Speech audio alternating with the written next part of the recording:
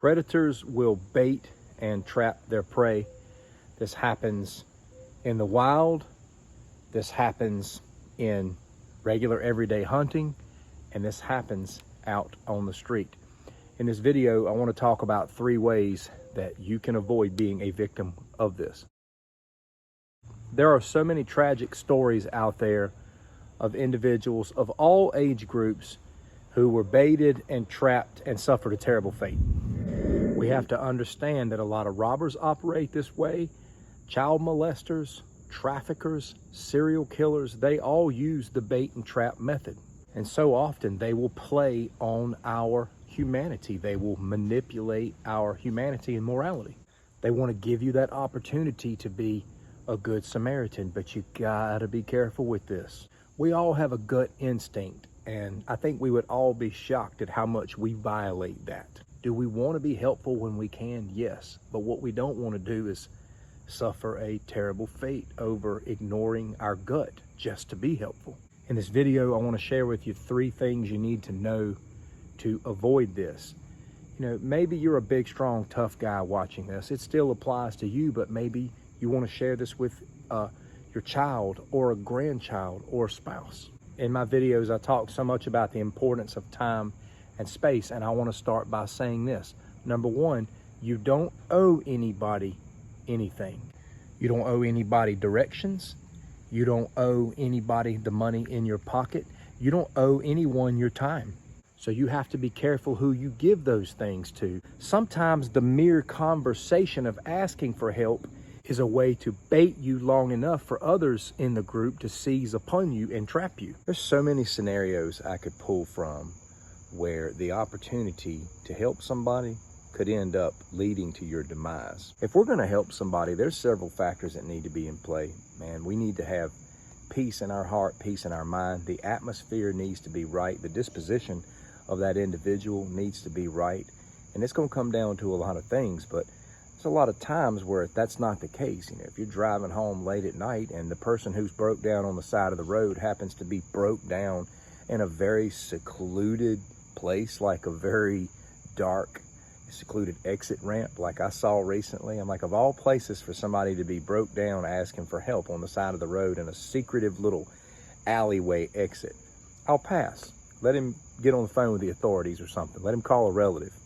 Or, you know, the night that I'm at my mom's house and a guy wants to come in and use the phone, but his energy was completely off, man. His disposition, he was hasty, he was nervous. No way, I didn't open the door to him.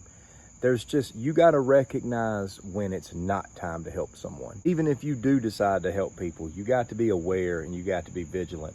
But don't let anybody manipulate you into helping them when you don't feel right about it. And don't feel like you're a bad person if you don't help them. So in summary, the situation, the timing, the place, your gut is all going to play a factor in your peacefulness in being willing to help someone. But do not violate your gut and know your environment. Do not sacrifice your life to be a Samaritan for someone who just wants to hurt you. Number 2, absolutely do not approach a vehicle where someone is asking you for help. This especially applies to a lot of young people, but do not stand close to someone's vehicle. Don't do it. Just don't do it. If you can't talk to them from a long ways away, then don't do it.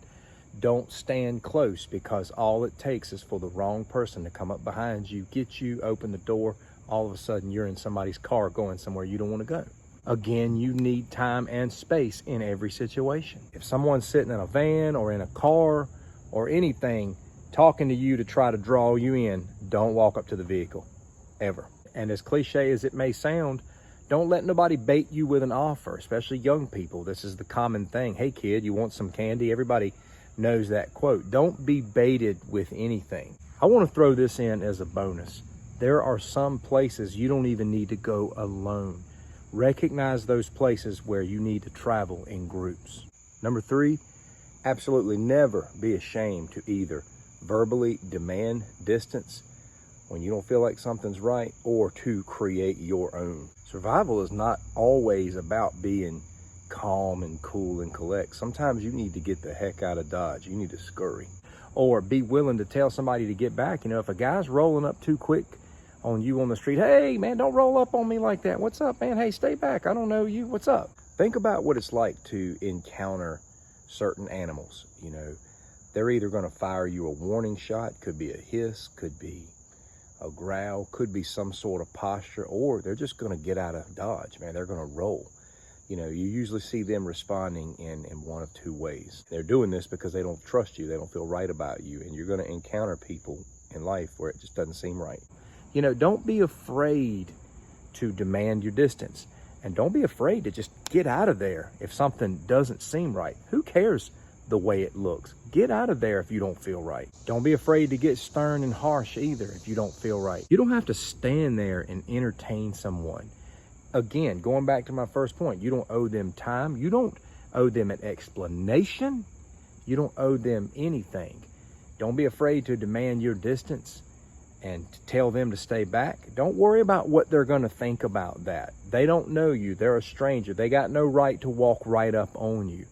And if something don't seem right, man, you need to make a move. And I think a lot of times people get in trouble because they want to be so civilized and humane and respectful. And when your gut is screaming at you, there's no time for that. You've got to start thinking about your life. I want to close by saying this.